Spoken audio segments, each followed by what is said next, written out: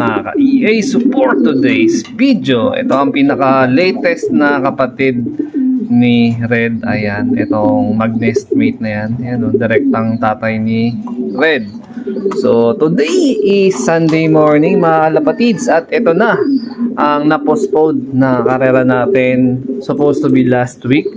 So, tuloy na ang Apari lap natin. Ayan. So, sana pala rin tayo. Maaga nagbitaw ang BBC. At napakaganda ng panahon po mga kalapatid sa Apari. So, 5:47 binitawan yung aming mga ibon doon. At kitang-kita sa video na ipapakita ko din dito na maganda ang putok ng araw doon. So, yun nga lang.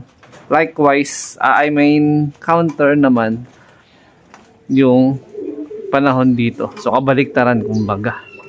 Ayan. So, kagabi is napakalakas ng ulan dito. Ayan nyo, basa yung mga sasakyan dito. Malakas ang ulan dito sa amin, magdamag. At hindi siya yung simpleng ulan lang na mga kalapatids. Talagang buhos at may kulog at pagkidlat. Pero, possible, ito yung area na babaybayin. Ayan, babaybayin ng ating warrior na si Red pabalik dito. So ito yung going to Quezon City to Manila. So mas madilim or mas makulimlim. So forecast natin, ayun, may nagdadaanan galing na tong proper north training, oh. Ayun, may mga nagti-training na kasi. So possible arrival or expect natin, syempre mga kalapatids, mga around 12:30. So nung last Tugigaraw race natin, tama yung naging projection ko sa pauwian natin. So sana yung 12:30 up to 1:30 maging tama rin yung kutob ko na pauwian natin, no?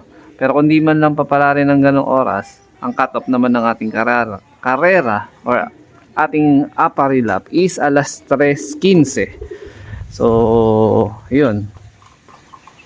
Napakasiyuan ko na rin yung dalawang tropa na posibleng mag-clock sa ibon. So tama kayo, hindi ako available ngayon. Ang tropa ang possible na magka-clock kay Red.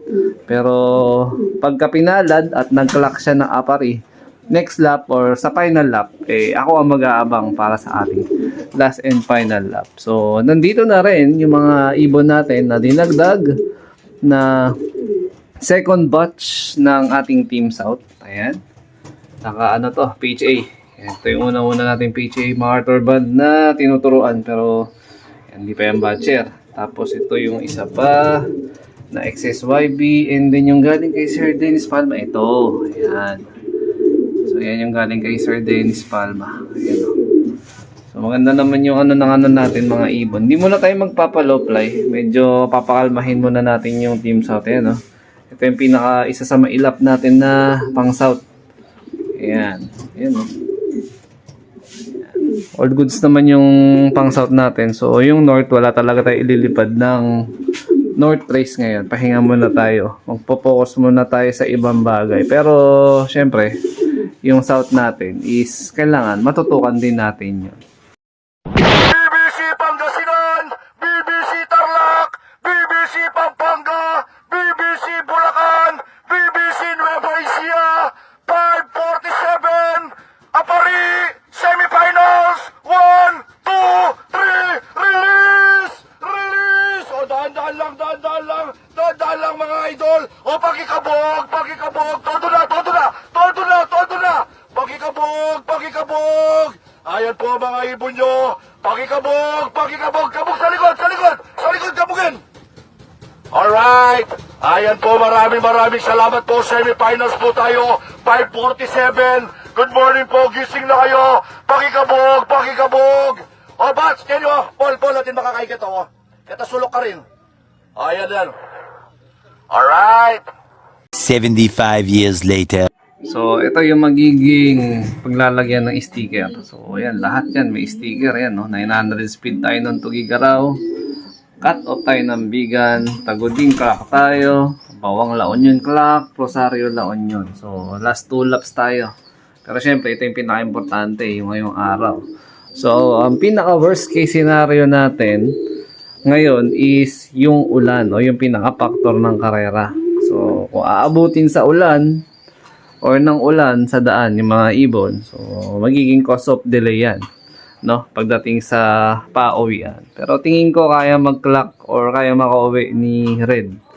Tansya ko lang based dun sa nahipo ko sa kanya regarding sa conditioning natin, also dito sa motivation natin. So para sa akin, naramdam ko na naibigay ko naman yung the best ko sa kanya. Tapos nakapag mid toss pa tayo, especially nung last time sa Cabanatuan, at maganda yung arrival niya doon time na yun.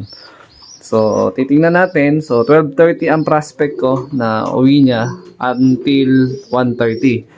Pero kagaya ng sabi ko, kung hindi papala rin, is hanggang 3:15 pa naman yung pinaka cut off. So importante mag-clock lang tayo ngayon sa Apari. At the same time, preparation para sa final and last na dipad niya, no? Ayan.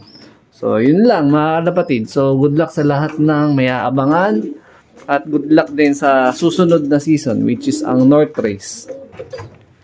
So, nag-decide lang tayo na hindi mo na maglipad ng North dahil hindi kaya ng ating oras, budget, at syempre, yung sukat ng loop. So, sobrang liit. So, yung transition ng lipad ng ibon natin, hindi kayang pagsabay-sabayin sa dami. Kumbaga. Ayan. So, hoping na maging maganda yung end ng ating summer para pagdating ng South Race by December, possible, 'di ba? May momentum tayo. Maganda tayong istorya ng race. Tapos, yun, good luck sa ating mga sinalihan na one loop race, especially sa Kalapatid, sa Alegre.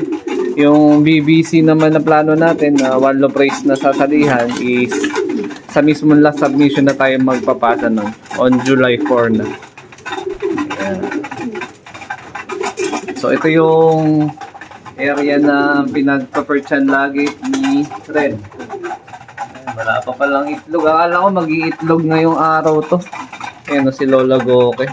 Pero hindi natuloy. So, yun, plain water lang yung mga ibon natin ngayon.